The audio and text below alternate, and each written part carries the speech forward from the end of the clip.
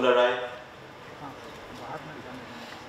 a highly decorated and astute administrator and scientific thinker who in his tenure was able to completely change the direction of agriculture, research and education in the country, and whom the nation owes a great debt of gratitude. Shri V.P. Agarwal, who so beautifully expressed in lovely words both the opportunity and challenges that we face as a state, a country, and a society,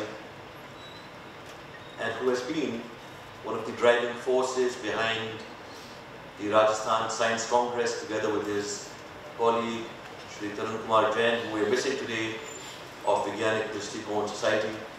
Agarwal साहब उनको हमारा नमस्ते बोलना, उनको बताइए हमने उनको बहुत मिस करा आज. President of the Rajasthan Science Congress and my very own esteemed Vice Chancellor, Professor S.K. Dubey, who was for 5.5 years the director of IIT Kharagpur. When I first met him and we discussed that would he come and give leadership to various Amity campuses, we spoke about his experience at IIT Kharagpur. And I was amazed to see that what difference one person can make to an institution. But I dare say that whatever contributions he had with the IIT, a much greater contribution he has had at Amity. So we'll give a big clap to our Vice Chancellor, Professor S.K. Dubey, Pro-Vice Chancellor, Professor Kothari. Professor Kothari is a very, very dynamic academic administrator, a great researcher, and a great Amity loyalist. Whenever I speak to him on the phone, he says to me at the end of the phone call, "Sir, we will bring Amity to #1.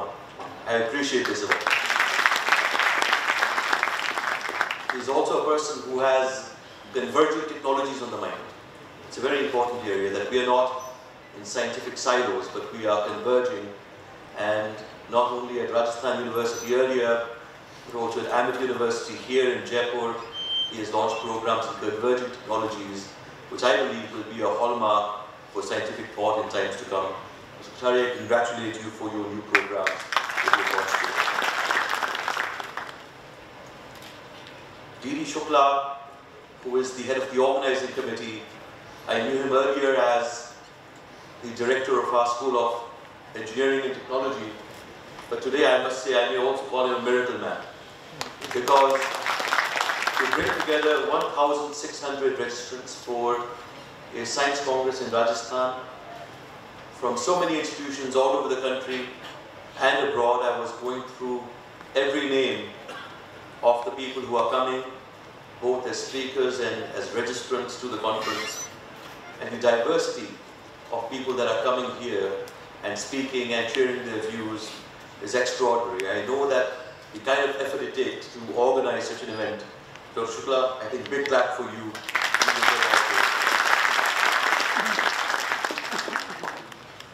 I would be amiss if I did not also recognize just a few names amongst the galaxy of luminaries that we have.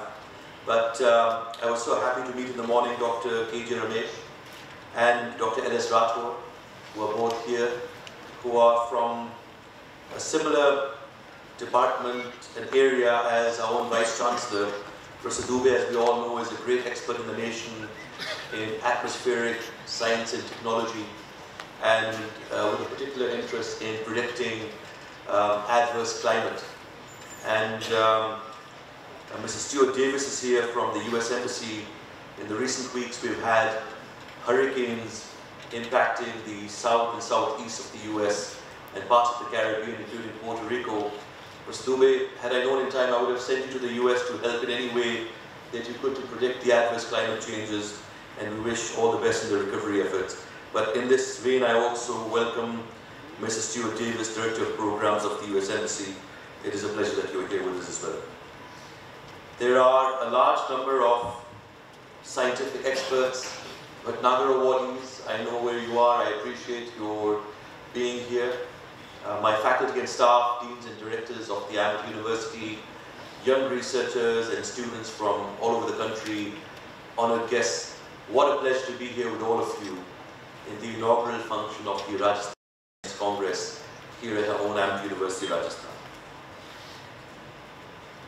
When I was going through the different areas that we are speaking on, I thought to myself that this is both a great opportunity, but there is also a great burden on all of us, that when such minds are gathered over 3 days together at one venue, that at the end of it, what will the outcome be? When we have brought together so many great scientists, so many great thinkers who have given their time over 3 days, then how can we ensure that this is not only a conference where we come and share thoughts here, but we set into motion discoveries, collaborations, new scientific thinking that will go on and on for years and decades to come. And this was my challenge to the organizing committee and to our Vice Chancellor and to our Pro-Vice Chancellor and to each one of my directors who's here today, that what will the outcome be and how do we keep the knowledge that we're creating here going forward.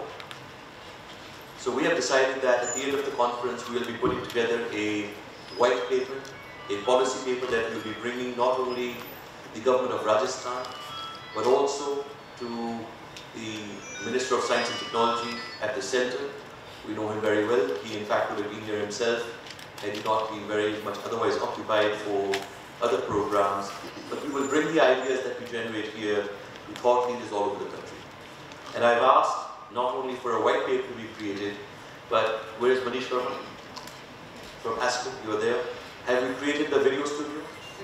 So many of our leading scientists who are coming, we will take short interviews of you and you will be asked to give you ideas that how can Rajasthan particularly prosper in science and technology, what are the ideas and the policies that we have to introduce here to bring the state to the next level of scientific discovery, and we'll be making an hour and a half documentary putting together all these views that we will share with policymakers and thought leaders all over the country and maybe all over the world. So I thank you for your contribution to that. Interdisciplinary thinking is very critical, and there is a debate which I've heard amongst our own scientists also, I've heard abroad as well. Should research be pure research or should research be applied research? I think there are so many debates on this topic, but there's a new thinking now which I believe that I'm prescribing to more and more, that along with the thought of pure or applied research, that our research should also be user-inspired research, which is that our research should be absolutely aligned with problem solving. Because if science and technology cannot be used to solve the problems of our current and future generations, then what good are we doing with all the brain power that is assembled here today? So I looked up the areas that are the priority areas of Rajasthan in science and technology, which have been published by the government of Rajasthan, the Department of Science and Technology. And as I was going through, I was mapping whether these priority areas are also the areas that we have selected as part of our conference. So I will just mention a few of the areas which the government of Rajasthan for science and technology has highlighted. Upliftment of rural population, solve shortage of energy, solar energy for lighting, solar ponds, energy penetration, energy saving agricultural tools and equipments, food processing and storage methods, new methods of preservation of fruits, control of pests and disease of fruits and crops,